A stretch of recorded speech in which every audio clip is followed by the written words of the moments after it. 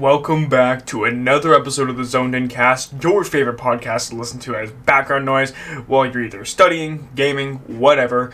This episode is going to be essentially going over the UFC 322 card, and then I do have some hot takes actually for this episode that I'm going to read, so make sure you guys stick around for that part. So, going over the card here this weekend, we got JDM versus Islam Makhachev. And I don't know what the actual odds are on this fight, so I'm going to have to look that up actually really quickly. But what I will say, I have a feeling that they're going to make Islam a pretty decent size favorite, to be honest with you. So I just want to see what they make it here. So the odds are, let's see, this is according to the sports book. Islam Makhachev is a minus 270 favorite, and JDM's a plus 220. I'm not going to lie to you. I might have to throw some money on JDM. And it's not because I think he's going to win the fight, but like, how can I turn down those odds, right? But I've been saying this before, I'll say it again. Like, I think this is going to be a very controversial fight, no matter how you spin it. So, this should be quite interesting. There are some other odds on this fight that, you know, I'm going to get into here as well. Like, I'm going to go with my underdogs of the card and stuff. And yeah, so that's pretty much it, I guess, for that. But I want to talk about the actual fight itself. This is so interesting to me because, like, JDM is being extremely overlooked going into this fight. And Islam Makhachev, we all know how good Islam is, but he's never fought at 170. And we know he's gotten a bit bigger going into this because he wants to fill out for 170 properly. So how's he going to look? Is he going to be slower? Is he going to gas out faster? Like, all of these questions are going to be answered come fight night, I guess. JDM's used to 170, and now he has experience going 5 rounds. And what's so interesting is the chain of events that led to this super fight happening, right? Because you guys have to remember, originally the plan was Belal Muhammad was most likely going to beat JDM through the wrestling, and which meant Islam would not have fought Belal Muhammad. Reason being is because they're teammates, they're friends, and all that good stuff. So they wouldn't fight each other. So instead, Islam would not have vacated to go up to 170. Instead, he would have stayed at 155 pounds. We would have gotten the Ilia Topuria super fight, and we would have finally figured out this weekend would probably have been that fight. Or back in June, we would have gotten that super fight, right? But unfortunately, things kind of didn't go as planned. JDM spoiled the party. So now we're in a position where if Islam wins, and we want to see that super fight against Ilia Topuria, Ilia's most likely going to have to come up to 170 because I do not see Islam going back down to 155 pounds. I don't see it happening, but this fight is still really interesting regardless. JDM, the better boxer of the two, able to switch stances on a whim. I'm going to have to go back and take a look at that Belal Muhammad fight, and then I will give my official predictions. I'm not going to give any of my predictions today. I'm going to save that for another video, so don't you worry about that. But talking about some fights here, I'm going to go over like the main card, go over the odds, and just my thoughts on that. So next up is the co-main event between Valentina Shevchenko and Zhang Weili. So Valentina Shevchenko is a minus 125 favorite. Zhang Weili is a plus 105. Now this is as of right now, so the betting odds could absolutely change at any point. So if it's a bit different when you look at it, it's probably just because they changed a little bit. So I understand why Valentina Shevchenko is a favorite, right? Because she's the reigning champion in Zhang Weili's welterweight debut, or not welter. I'm thinking about the super fight still, flyweight debut, and Valentina Shevchenko is very established in this weight class, been champion for a long time, lost the belt briefly and then got it back. So I understand why she's a favorite, but she's also getting older, right? We need to consider she is getting older now, and Zhang Weili is seemingly in her prime, so all indicators are telling me that Zhang Weili should win this fight, but there's also a size difference between the two. Zhang Weili is not as big as Valentina, so it should be a good fight. I'm excited to see it. I think this is going to go all 5 rounds, and the betting odds reflect that. Most women's fights do, generally. I don't know why, but I always find whenever I bet on a women's fight, whoever I bet to win on, I usually bet to win by decision, unless it's like Amanda Nunes or something. Because a lot of times, I don't know what it is, they just seem to always go to a decision. So yeah, I'll probably go with, I don't know, it's tricky. I'm going to go with Zhang Weili, probably. And if I'm going to bet on her, I'm going to bet on her to win a decision. I don't think she finishes Valentina, and I don't think Valentina finishes Zhang Weili. Just my opinion. Then, we have some other fights where the odds are, some of them are surprising, and some of them are not so surprising. So, let's go over Sean Brady versus Michael Morales, where Sean Brady's a minus 142 favorite. Michael Morales is a plus 120 underdog. Understandable, because Michael Morales is coming off a win over Gilbert Burns. Now, Sean Brady did beat Gilbert Burns as well, but Michael Morales knocked him out in the first round. Now, styles make fights, right? So you can't really compare that. But Sean Brady's also coming off a very dominant win over Leon Edwards. Michael Morales fought a very washed version of Gilbert, and it was very obvious in there. So it should be interesting to see how the takedown defense holds up, because Gilbert only shot once, and it wasn't even like a solid takedown attempt. It was kind of like a half-hearted one, if I gotta be honest. So I'm leaning with Sean Brady right now, and that's because he's much more established as a contender. I have nothing to base off of that Michael Morales is going to win this fight, other than he's got a height and reach advantage and one-punch knockout power. But I don't like to base stuff like that off chance. I like to bet on the most likely scenario to happen. So I'm going to go with Sean Brady in this one. He's probably going to win a decision, going to take down and control Michael Morales on the ground, or potentially get a late submission. It's very possible. I don't see Sean Brady knocking out Michael Morales, though. Could you imagine? The first right hand he throws, knocks him down, gets on top, ground and pound, finishes the fight. That would be kind of funny. Leon Edwards versus Carlos Prates. So Leon Edwards right now is on a 2-fight loss streak, losing to Bilal Muhammad and Sean Brady. Now, that's not really anything to, like, hang your head over. They're two amazing welterweight fighters. But the odds on this fight against Carlos Prates are extremely interesting. So, Carlos Prates is a 2-1 favorite, with Leon being on plus 164 underdog. So, I think that's based off the momentum of these two. Carlos Prates is coming off arguably knockout of the year, and Leon Edwards is coming off 2 losses, one of which he got finished in. So, Leon Edwards' trajectory right now is kind of seeming like it's on the downward slope. Not a lot of people have faith in him. Not a lot of people believe in him. I think he's the more technical striker out of the two, and I think he's probably the better grappler as well. So in theory, he should win. Leon does well in fights when you're able to point fight, right? When you're able to kind of stay at a distance, jab and leg kick, bit of a tit-for-tat fight for 5 rounds. That's Leon Edwards' game. Carlos Prates is not a super high volume striker, so I can absolutely see a scenario in which Leon Edwards is able to win this fight through technical point fighting to a decision. So if you're going to bet on Leon Edwards, bet on him to win a decision, because he is a decision merchant. Not even in a bad way. He's just not a knockout artist. That head kick against Usman was a one-off. He doesn't generally win like that. Carlos Prates, if you're going to bet on him, you're going to bet on him to win by knockout. I don't think he's going to beat anybody by decision usually, just due to his low volume and activity. But he does hit very hard, so he could win rounds off knockdowns and such, I guess. But yeah, it's tough on this one. I don't want to go with official predictions because I need to look into more. But yeah, I could see either guy winning. Now, the last fight on the main card that I want to go over, and this is one of those ones where I'm scratching my head at the odds here. I'm going to be honest with you. Beneil Dariush versus BSD. BSD is a 2-1 favorite. Now, I don't like MMA math, right? I'm just going to preface that up front. But Beneil Dariush beat Renato Moicano, right? And relatively convincingly in the grappling. He got the better of Moicano in the grappling. Moicano destroyed BSD in the grappling. I do not understand. Unless is Beneil Dariush just washed? How old is Beneil now? Surely he's not that old. What? He's 36, right? He turns 37 next year. There's nothing to indicate he's out of it, right? He went 5 for 5 on his takedown attempts against Renato Moicano, right? And Renato Moicano, let me pull up the stats here. How many takedowns did he get on BSD? Right? Because, I don't want to, be the guy who plays, the MMA math type of game. But, how do I... Sorry, I want to pull up the stats here real quick. I want to know... There we go. Okay, so... Let's see, Renato Moicano got 1 takedown on 3 attempts, but in the grappling, he pretty much 10-7'd BSD. It was brutal. It was a hard fight to watch, to say the least. Now, I'm not saying that because Beneil Dariush out-grappled Renato Moicano, and Renato Moicano out-grappled BSD, therefore Beneil Dariush is going to out-grapple BSD.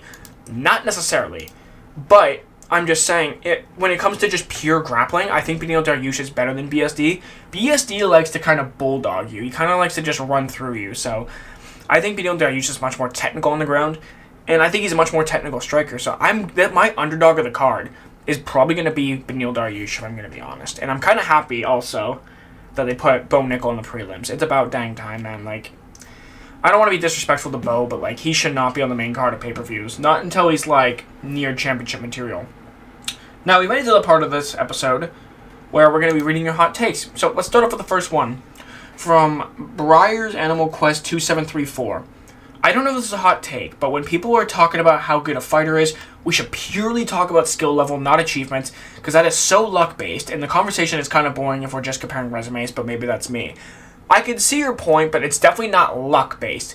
You don't dominate fighters for 5 rounds and win decisions, and you don't knock out fighters or land submissions because of pure luck and chance. You do it because you meant to do that. You place the shot there. You throw up the submission, right? You outpoint your fighter to a decision. Like, it's not like it's pure luck and chance. But if you want to talk about how good a fighter is, and you want to just talk purely about skill, that's fine. But I think you need to make that known in your criteria from the jump, and not make it seem like if you compare based off resume alone and achievements and accolades, that you're kind of just being boring because it's pure luck and chance. When it's not, you had to be better than that fighter, especially when you beat them multiple times. So I see your point, but I don't fully agree with it. Next point comes to us from AMZD2IZ. First hot take is Volkanovski's in the top 5 GOATs. I don't think it's a hot take. I have him at number 4, so yeah, I agree. Ilia Topuria submits Islam? No, he doesn't. I don't think he does. I think Islam's bigger than Ilia. I think he's very strong, stronger than Ilia, and I think on the ground, that's going to be a bit of a difference maker in the pure grappling. But I do think Ilia Topuria can knock out Islam. I think he could potentially win a decision, but he's not submitting, I don't think. And lastly, Usman is the welterweight GOAT. No, he's not. GSP was so far ahead of Kamaru Usman. It is not even close, to be honest. Like, he was starting to get there, Usman, but no, he's not there. I don't think so. Moving on to the Blazik 3N boxing. Dominic Reyes is one of the most overrated fighters. I don't know if that's a hot take or not, but considering how much people love him, it may be one. I don't think that Dominic Reyes is overrated. Okay, so there's going to be quite a few in here saying people are overrated just for preference, or reference, I guess. But I think people misuse the term overrated a lot, because overrated means that the general public overrates a specific fighter or a specific name, when the reality is, if everybody says that somebody is overrated, then you can by definition not be overrated, because nobody rates you. So I would probably say that Dominic Reyes is not overrated. People understand he is someone where he has to land the knockout on you to win. He's most likely not going to win a decision. He does lack a lot of technical aspects to his game. He's very much left side dominated, right? Left high kicks, left leg kicks, body kicks, left straights. Like, he doesn't do a lot with his lead hand. He doesn't establish a lot off the jab. He doesn't use a lot of lead kicks. Doesn't have great striking defense. He's got like no chin at this point. So I don't think he's overrated. I just think that he's just not super high caliber. And I think he had a good style to beat John Jones. I think that's what it was. Next up is Danielle Jalise-U7L9I. Uberim beats Tom Aspinall. No, he does not. Even Uberim didn't have the best chin, and he wasn't the most technical guy in the world. He had decent Muay Thai skills, but he doesn't beat Tom Aspinall. Tom Aspinall chins him in the first round. Like, there is nothing that Uberim does that's going to stifle Tom, I don't think. Like, even Uberim was not necessarily a one-punch knockout artist. And I think that the older version of Uberim was actually more technical than that of Uberim. Moving on to Steel Fist LVS. He says, since styles make fights, and we know the UFC sets up some fights to fill seats, there should be matches that don't affect rankings, where fighters are free to put on a spectacle and do things they might ordinarily not do. Call it an exhibition, call it BMF contender fight, style matchup, whatever. But I think having a place for fan favorites and veterans to show out without being fed top up-and-comers would be cool. For the purse, have the show win averaged out so that the win-loss doesn't matter. 10K to show or win per fighter becomes 15K each with no win bonus. Worried that might incentivize fighters to just relax for 15 minutes or give up at the first sign of trouble? Easy fix. Keep the fights eligible for fight of the night performance bonuses and cut the fighters that literally show up and do nothing. I would say that that's partially already a thing when you get these older veterans who fight each other. Now, to be fair, they are still fighting to try to be champion, but when you get guys like Nate Diaz in the UFC, he's not coming back to try to be the champion. Right? He just wants to fight people who he deems worthy to be in there with him. So to a degree, it's already a thing. But if you start doing exhibition matches, people aren't going to take the UFC very seriously. So I don't really think it works out very well in the long term for the UFC. Yeah, I get what you mean. Have some fun fights in there or whatever. But that's kind of already a thing to begin with, I would say. Like when Max Holloway fought Dustin Poirier, that was Dustin Poirier's last fight. That was his retirement fight. It was a veteran fight. And the only person who can really benefit from that is Max Holloway winning that fight. So, yeah, I don't think it would be a good idea, to be honest. Next up is Bitu_DoorWar07. People are currently saying OMG, JDM is the best fighter in welterweight, and he's the best boxer in the UFC, and he will KO Islam. And if JDM's going to lose, everyone will say, oh, JDM was never that good. His best win's a washed-out Gilbert Burns and a 38-year-old Bilal. Islam is not a GOAT. Nobody, I don't see anybody saying that JDM is the best fighter in welterweight or that he's going to KO Islam. I don't see anybody saying that. A lot of people seem to be writing off JDM, when JDM does have a very realistic chance of winning that fight. And I understand what you're saying, right? It's the whole excuse thing, right? Like, if a specific fighter wins, everyone's just going to say, oh, they were injured, they were old, they were out of their prime, they were this, they were that. But if that fighter wins, then they're going to say, oh, this other fighter was just never that good. You have to accept that some people are just going to come up with excuses for fighters regardless. And I understand that there are some times where things are true that are said, but sometimes things just don't need to be said, and it's better left untouched and just leaving it at that. Speaking of that, we'll leave it at that, with moving on to Elite Adder 1. Arman is extremely overrated. Everyone says he beats Ilya or is the only one who stands a chance. He doesn't. He doesn't. His last win was at UFC 300 against Charles. Waited out, got the title shot, pulled out. Charles has gotten another 3 fights and Arman 0. He gets rocked multiple times, no chance against Ilya.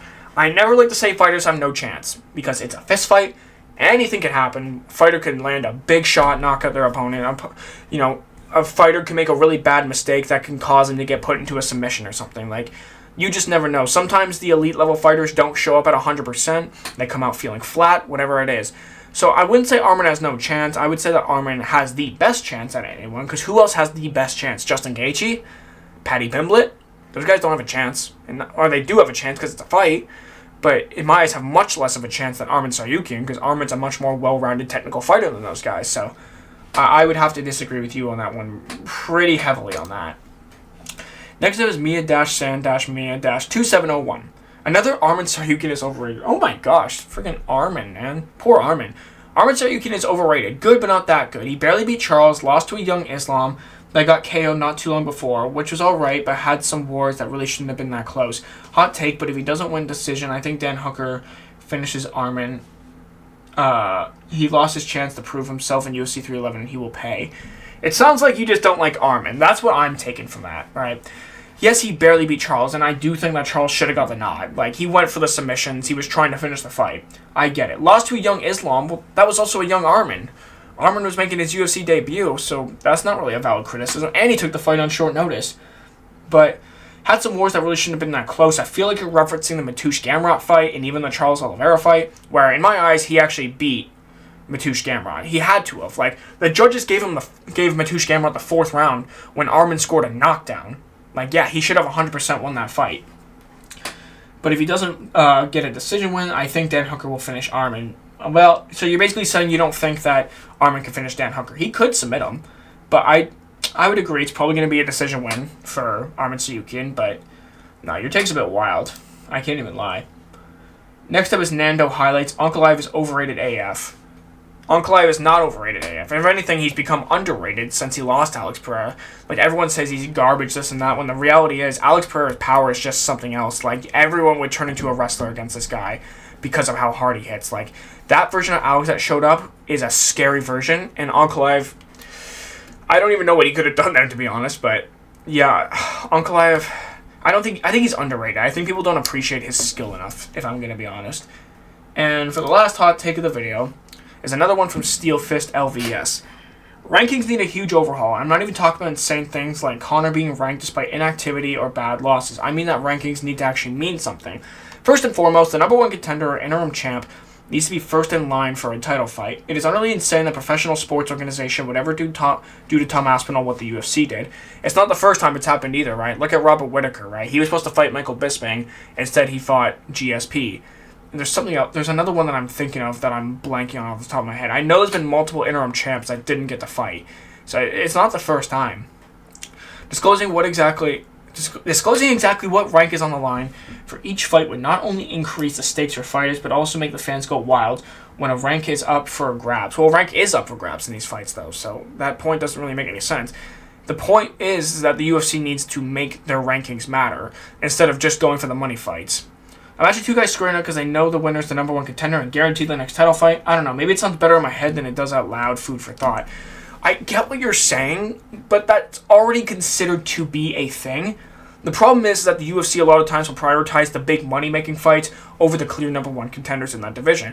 For example, I don't believe that fighters should be able to just move up and fight for the title without fighting in a specific weight class first. Like, I don't think Ilya should have gotten the title shot without fighting first, right? When Alex Pereira moved up to light heavyweight, he had to fight Jan Blachowicz, and then he fought for the title. That's what I think it should be in these weight classes, but maybe that's just my opinion. I don't know, but I think that a lot of times the rankings do determine clear number one contenders, but a lot of times the UFC's like, oh, we want to go with the biggest money fight. So that's going to be it for this podcast. If you guys enjoyed, make sure to leave a thumbs up. Make sure to subscribe. Make sure you guys drop your questions and your hot takes down in the comments below, and I'll read them in the next episode. So thank you so much for watching. If you enjoyed, make sure to leave a thumbs up. Make sure to subscribe, and I'll see you guys later. Peace!